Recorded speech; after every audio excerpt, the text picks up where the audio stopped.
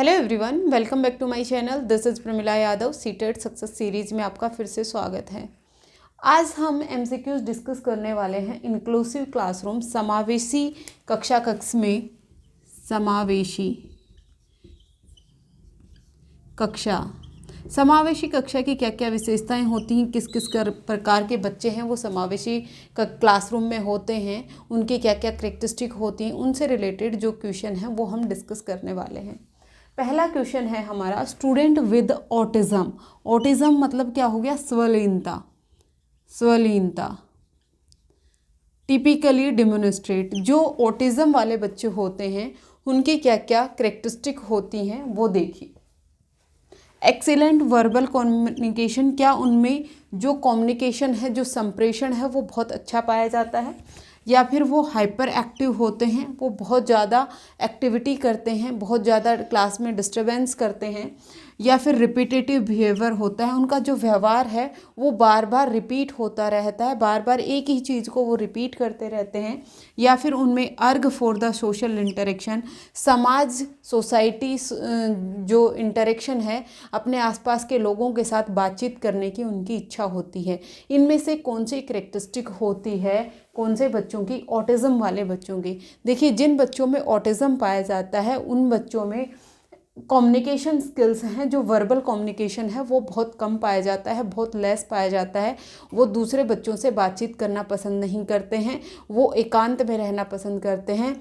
जो ऑटिज़म है वो कई लेवल का पाया जाता है, ये डिपेंड करता है कि ऑटिज़म किस लेवल का है। अगर ऑटिज़म मैक्सिमम लेवल का पाया गया तो वो किसी से बातचीत करना पसंद नहीं करते, सिर्फ अपना जो केयर टेकर होता है, जो उसकी देखभाल कर रहा है, सिर्फ और सिर्फ वो उसी से बात करता है। हाइपर एक्टिविटी नहीं करते हैं, वो शांत रहते हैं, वो एक जगह ही बैठे रहते हैं, वो ज़्यादा एक्टिविटी नहीं करते हैं। हाँ, उनमें रिपीटेटिव व्यवहार पाया जाता है, उनमें रिपीटेटिव बिहेवियर पाया जाता है। जैसे वो कुछ भी बोल रहे हैं तो एक ही बात को वो कई बार रिपीट करते हैं। वो उनको किसी भी चीज़ की ज़रूरत है तो बार बार उसी के बारे में बोलते रहते हैं।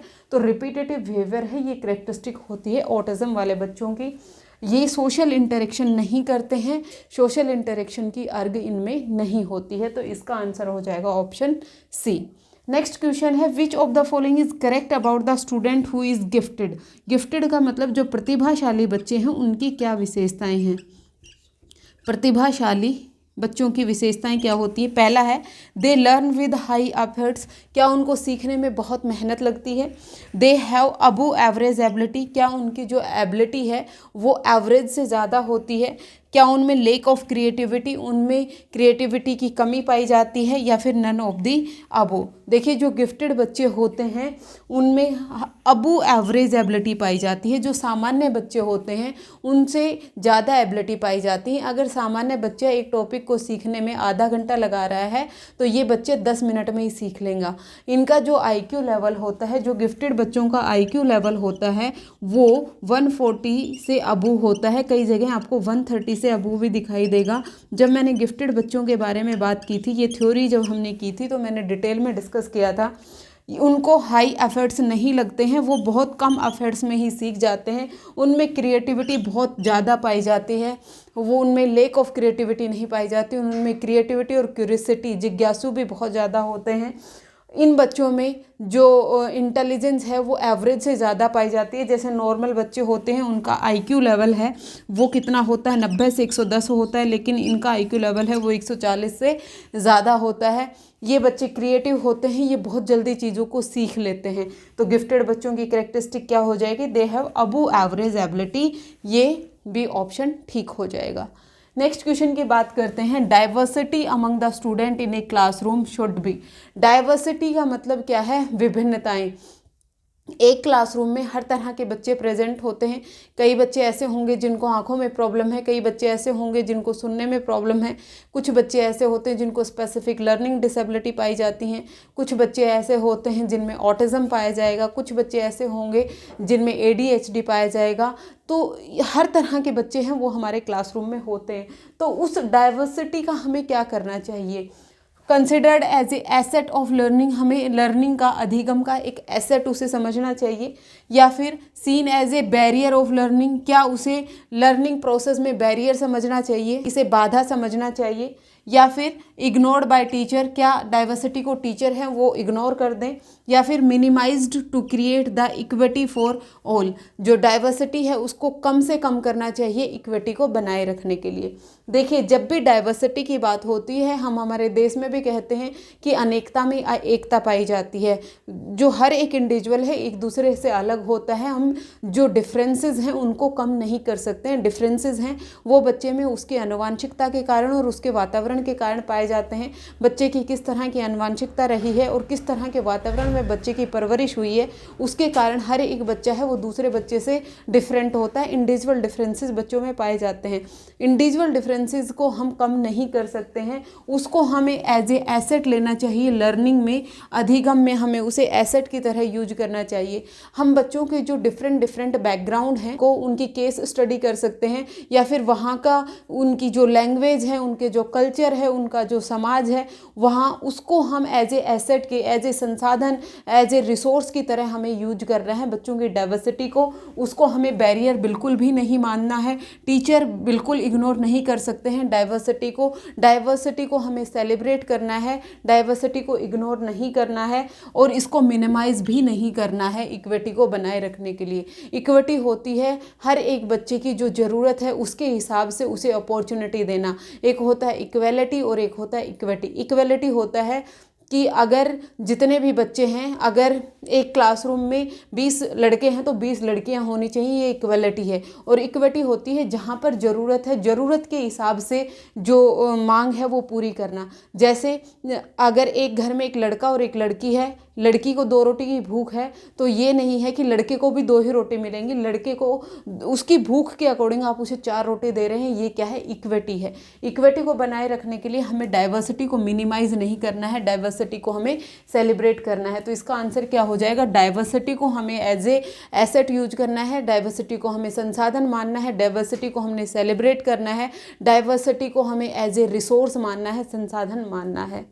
नेक्स्ट क्वेश्चन है, to promote the inclusion a teacher should, समावेशन को हमें क्या करना है? प्रमोट करना है। तो समावेशन को प्रमोट करने के लिए टीचर क्या कर सकता है?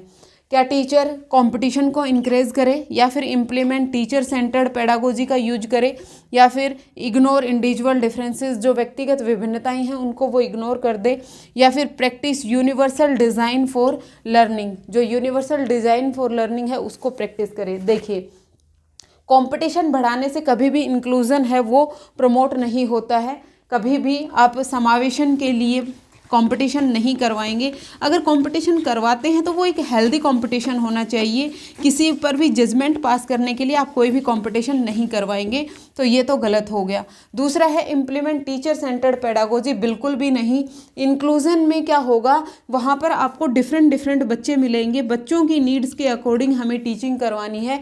जो टीचिंग मेथड होंगे वो हमारे चाइल्ड सेंटर्ड होंगे, ना कि टीचर सेंटर्ड होंगे। कौन सा? चाइल्ड सेंटर्ड होंगे। हर एक बच्चा है वो एक दूसरे से अलग होता है, हर एक बच्चे में इंडिविजुअल डिफरेंसेस पाए जाते हैं। इंडिविजुअल डिफरेंसेस को कैटर करने के लिए हमें चाइल्ड सेंटर्ड पेडागोजी का यूज करना है, ना कि टीचर सेंटर्ड पेडागोजी का यूज करना है। फिर उसके बाद है ignore individual differences. Individual differences को हम कभी भी इग्नोर नहीं कर सकते हैं, याद रखिएगा।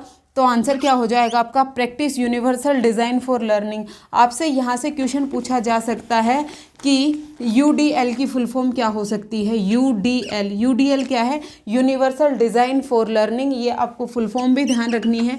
अब ये यूनिवर्सल डिज़ाइन फॉर लर्निंग क्या है? यूनिवर्सल डिज़ाइन फॉर लर्निंग कहता है कि हमें इंडिविजुअल डिफरेंसेस को कैटर करना है, हर एक बच्चे की ज़रूरत के हिसाब से, इंटरेस्ट के हिसाब से टीचिंग मेथड्स का यूज करना है, टीचिंग लर्निंग मटीरियल का यूज करना है। बच्चा जिस तरह से बेहतर तरीके से सीख पाए, हमें बच्चे को उसी तरह से सिखाना है। ये हमें UDL कहता है, यूनिवर्सल डिज़ाइन फॉर लर्निंग कहता है। यूनिवर्सल डिज़ाइन फॉर लर्निंग बच्चे की बेटरमेंट की बात करता है, चाइल्ड सेंटर्ड पेडागोजी की बात करता है। बच्चा जिस भी तरह से अपनी रुचि के हिसाब से सीखना चाहता है उस तरह से आप बच्चे को सिखाएंगे। तो अगर आपको इंक्लूजन को प्रमोट करना है तो आप UDL universal design for learning को आप प्रैक्टिस करेंगे। नेक्स्ट क्वेश्चन है स्टूडेंट विद डिसकैलकुलिया। मैंने आपको बताया था आपको नाम पढ़ते ही आपको ध्यान आना चाहिए, ये क्या है, कैलकुलिया। कैलकुलिया कैलकुलेशन कहाँ होती है, मैथमेटिक्स में। तो डिसकैलकुलिया की जो प्रॉब्लम है वो मैथमेटिक्स से रिलेटेड प्रॉब्लम बच्चों में पाई जाती है। सिंगिंग से रिलेटेड ऐसी कोई स्पेसिफिक लर्निंग डिसेबिलिटी नहीं होती। रीडिंग को बोलेंगे हाँ हम डिसलेक्सिया। जिन बच्चों को रीडिंग से रिलेटेड प्रॉब्लम पाई जाती है उनमें जो लर्निंग डिसेबिलिटी है उसको डिसलेक्सिया बोला जाता है, और राइटिंग से जो रिलेटेड होती है उसको हम डिसग्राफिया बोलते हैं, डिसग्राफिया। स्पेसिफिक लर्निंग डिसेबिलिटी में 3 आती हैं, डिसग्राफिया लिखने से रिलेटेड, डिसलेक्सिया रीडिंग से रिलेटेड, और डिसकैलकुलिया मैथ से रिलेटेड। ये 3 स्पेसिफिक लर्निंग डिसेबिलिटी पाई जाती हैं। स्पेसिफिक लर्निंग डिसेबिलिटी जो बच्चे गिफ्टेड बच्चे हैं उनमें भी पाई जा सकती है, जो एवरेज बच्चे हैं उनमें भी पाई जा सकती है, बिलो एवरेज बच्चों में भी लर्निंग डिसेबिलिटी पाई जा सकती है। मतलब ऐसा नहीं है कि जिन बच्चों की इंटेलिजेंस अच्छी है उनमें लर्निंग डिसेबिलिटी नहीं पाई जाती, वो किसी भी एक स्पेसिफिक फील्ड में पिछड़े हुए हो सकते हैं। ये आपको जरूर से ध्यान रखना है, जो गिफ्टेड बच्चे हैं उनमें भी लर्निंग डिसेबिलिटी पाई जा सकती है।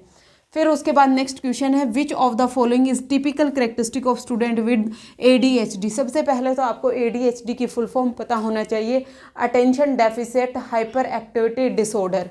फिर से सुन लीजिए, attention deficit hyper activity disorder वाले बच्चे हैं उनकी कैरेक्टरिस्टिक क्या पाई जाती है, वे बच्चे हाइपर एक्टिव होते हैं। उन बच्चों में एक्टिविटी की जो रेंज है वो बहुत ज़्यादा पाई जाती है, वो दूसरे बच्चों को बहुत ज़्यादा डिस्टर्ब करते हैं, क्योंकि उनमें जो एक्टिविटी का लेवल है वो बहुत ज़्यादा पाया जाता है, बहुत जल्दी वो सीख लेते हैं, दूसरे बच्चों के लिए वो डिस्टर्बेंस क्रिएट करते हैं। कौन से बच्चे, ADHD वाले बच्चे। रिपीटेटिव बिहेवियर है, ये ऑटिज्म की कैरेक्टरिस्टिक है, हम ऑलरेडी पढ़ चुके हैं। बिलो एवरेज इंटेलिजेंस, ऐसा कुछ भी नहीं है कि जो ADHD वाले बच्चे होते हैं उनका एवरेज इंटेलिजेंस से कम होता है। लेस सेंसिटिव नहीं होते, ये मोर सेंसिटिव होते हैं, ये बहुत ज़्यादा सेंसिटिव होते हैं। अगर इनकी नीड्स का ध्यान नहीं रखा गया तो ये किसी गलत रास्ते पर भी जा सकते हैं, क्योंकि इनमें जो एनर्जी का लेवल है वो बहुत ज़्यादा पाया जाता है, और इनको एनर्जी को अगर सही ढंग से चैनलाइज नहीं किया गया तो ये उस एनर्जी का गलत तरीके से इस्तेमाल कर सकते हैं। इसलिए ये बच्चे बहुत ज़्यादा सेंसिटिव होते हैं, लेस सेंसिटिव नहीं होते। इन बच्चों में क्या पाई जाती है, हाइपर एक्टिविटी पाई जाती है। ADHD की फुल फॉर्म आपको जरूर से याद रखनी है, attention deficit hyper active disorder. ये फुल फॉर्म पूछी जा सकती है। एक फुल फॉर्म मैंने आपको बताई, UDL universal design for learning, जो इंडिविजुअल डिफरेंसेस को कैटर करता है। देखिए, इंक्लूसिव क्लासरूम में हमें क्या करना है, बच्चों की जो व्यक्तिगत विभिन्नताएं हैं उनको सेलिब्रेट करना है। डाइवर्सिटी जो है उसको हमें एज ए एसेट यूज करना है। जो मल्टीलैंग्वेलिज्म है, बहुभाषिता है, उसको हमें सेलिब्रेट करना है। हर एक बच्चे की अपनी भाषा होती है, बच्चा अलग अलग क्षेत्र से आया है। जब बच्चा जन्म लेता है तो वो सबसे पहले अपनी मातृभाषा सीखता है, अपनी क्षेत्रीय भाषा सीखता है। उस क्षेत्रीय भाषा को हमें एज ए रिसोर्स यूज करना है, हमें उसको एज ए बैरियर नहीं मानना है, बाधा नहीं मानना है। ये कहा गया है, NCF में भी कहा गया है और NEP में भी कहा गया है कि कम से कम 5th क्लास तक के बच्चे को उसकी मातृभाषा में सिखाइए। 3 लैंग्वेज फॉर्मूला जो कोठारी आयोग ने दिया था वो भी यही कहता है कि सबसे पहले आप बच्चे को उसकी मातृभाषा में सिखाइए, मदर टंग में सिखाइए, फिर उसके बाद आप बच्चे को कोई दूसरी लैंग्वेज सिखा सकते हैं। इंक्लूजन में हमें हर तरह के बच्चे को एक ही क्लासरूम में इंक्लूड करना है। उस बच्चे के रंग के आधार पर, जाति के आधार पर, सोशल स्टेटस के आधार पर, उसकी किसी भी डिसेबिलिटी के आधार पर, किसी भी इम्पेयरमेंट के आधार पर हम बच्चे को डिस्क्रिमिनेट नहीं करेंगे। और यहाँ पर जब हम बच्चे को लर्निंग देंगे तो हर एक बच्चे का इंडिविजुअल अटेंशन की हमें ज़रूरत पड़ती है।